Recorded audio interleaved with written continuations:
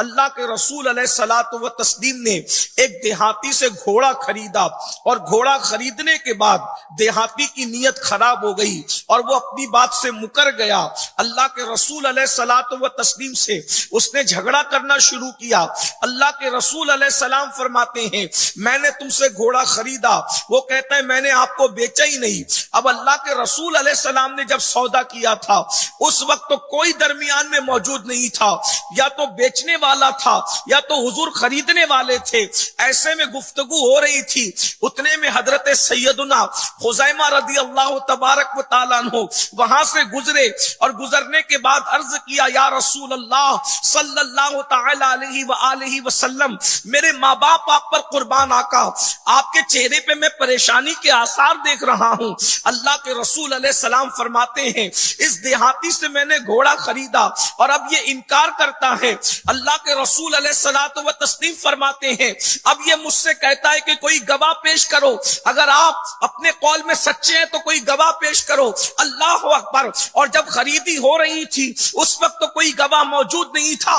حضرت خزیمہ نے عرض کیا یا رسول اللہ صلی اللہ علیہ وآلہ وسلم، میں اس بات کی گواہی دیتا ہوں کہ گھوڑے کا سودا آپ نے کیا ہے، گھوڑا آپ نے خریدا ہے۔ اللہ کے رسول علیہ السلام کی اس بات پر آقا علیہ السلام نے یہ بات سنی تو حضور ارشاد فرماتے ہیں خزیمہ تم موجود نہیں تھے، اس کے بعد تم کس طریقے سے گواہی دے سکتے ہو اور کیوں گواہی دے رہے ہو؟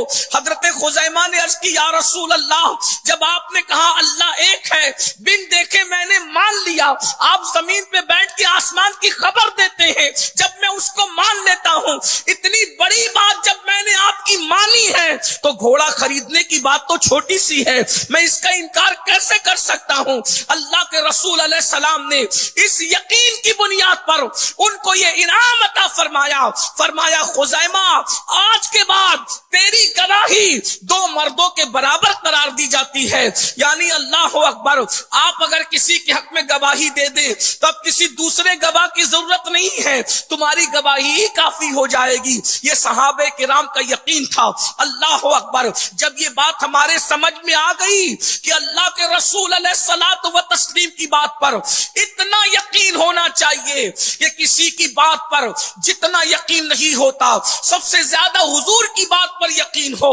اللہ اکبر۔ جب یقین پیدا ہوگا انسان خود بخود گناہوں سے محفوظ ہوگا، جب یقین پیدا ہوگا اس کے دل میں نیکیوں کا جذبہ پیدا ہوگا، اس لیے کہ یقین کی بات ہے۔ اب جب یقین کی بات ہے، حضور کی زبان سے جو نکل جائے پتھر کی لکیر سے بھی زیادہ مضبوط ہے۔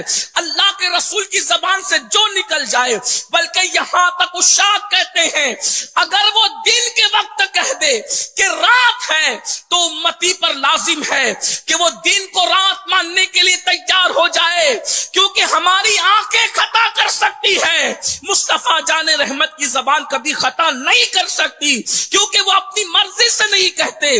وما ينطق عن الهوى ان هو الا وحی یوحی، وہ جو کچھ کہتے ہیں زبان ان کی ہے، کلام خداوند قدوس کا ہے، انہوں نے اپنی مرضی سے کبھی بات ہی نہیں کہی۔